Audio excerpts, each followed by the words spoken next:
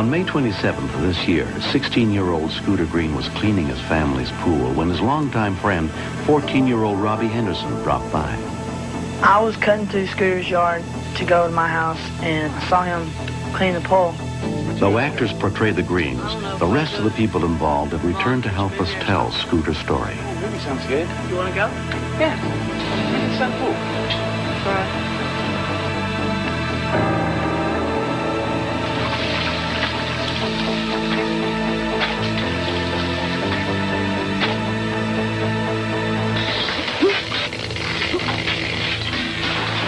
I thought he was faking it at first, even though I saw the electricity.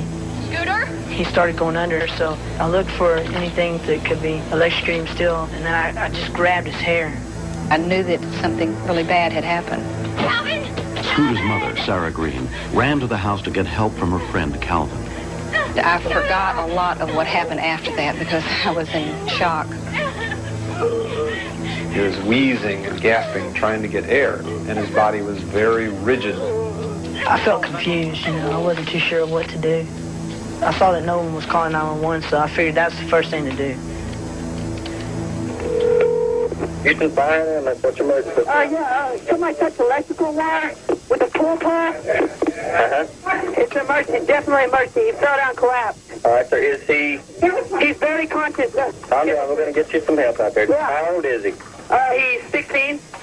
Operator D.W. Mills passed the address to Jack Williams for immediate dispatch. MS-50, engine 4, 16-year-old male, unconscious, electrical shock, 9619 Kingsville Tree, near Majestic Oaks.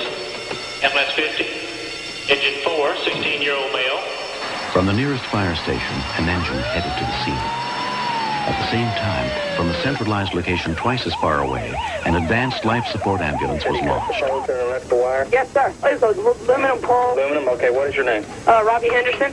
I'm living across the street from him. His mom's helping him out there. After Robbie had gone to call 911, Scooter's breathing was getting more and more shallow. So I set up to administer back pressure arm lift method of artificial respiration. Okay, is he breathing and conscious now? Yes, he's half and half. He's half and half. Gentlemen, we got units en route. Okay. If you need any more help, give us a call right back. Yes, sir. When I got off the phone, I was about to faint. Miss Green and Calvin were in the backyard with Scooter, so I went across the street. I just kept telling myself he was going to be okay, but I had doubts in my mind. I thought we were doing all right, Scooter and I, so I decided to try rolling him over, and much to my horror, his lips were very deep blue, his face was ashen, and his body seemed just very limp. And it was really at that point when it occurred to me that Scooter could actually die. I started administering the full CPR routine. Something just told me that was right. My attention was riveted on Scooter. Everything else around me was blocked out. It was a very helpless feeling, knowing that there was very little I could do when I wanted to do so much.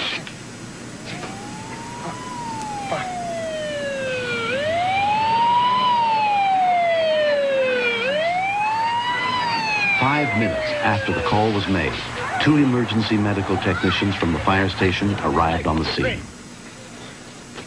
When we first arrived, and we saw the young man laying on the ground, he was motionless, he was turning blue, he had no pulse, he was not breathing, and it didn't look very good.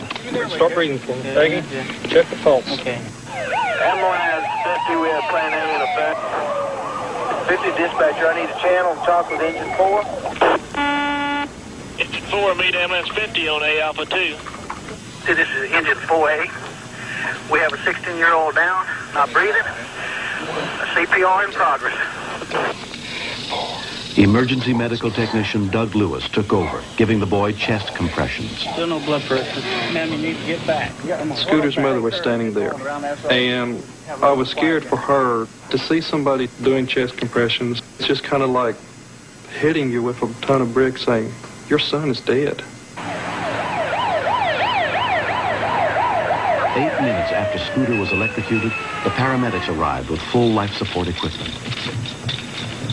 The power line Scooter had electrocuted himself on was the main line into the subdivision. The electricity had passed down his body to the ground, stopping his heart.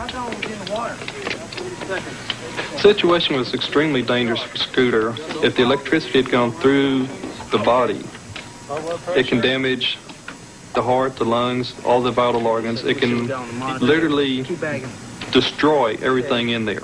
We're in V-fib. Continue CPR. CPR is only a stopgap measure.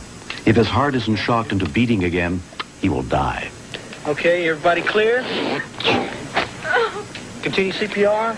Seeing him lie there, not knowing if he was going to live or die, was a very overwhelming feeling. Come on, Scooter. I just told him to come on, that he was going to make it, because he hasn't done the things that he wants to do. Do we have a beat yet? We got a pulse. Okay. We got a pulse. All Okay. right. Scooter. Come on. We got it. When you start getting the pulse and stuff come back, it's elation. It's an unbelievable, exciting feeling, knowing that you did your job and it works. They had him stabilized enough to move him to the ambulance. Then it really hit me as to what had happened and what could have happened, and got a mild case of the shakes. Electricity had killed him. Electricity had brought him back. As the situation improved and improved, we kept thinking, hey, the guy, the one in a million is going to make it.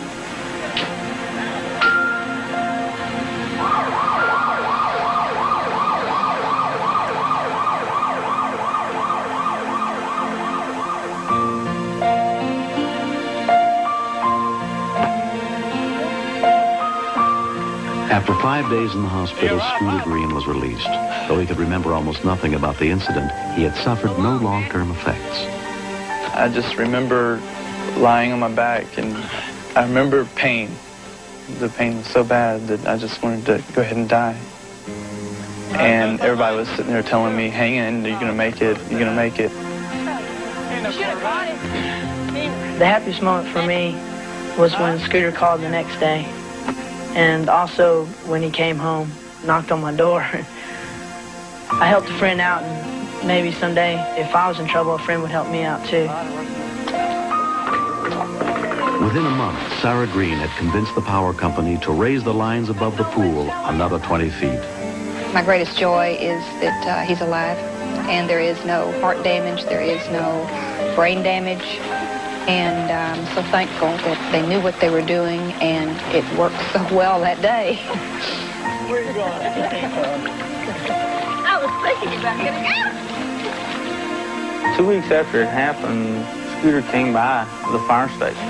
It was amazing. I just couldn't believe that he was up and walking around. He should have been dead. He should have been 6 feet under. It was definitely a miracle.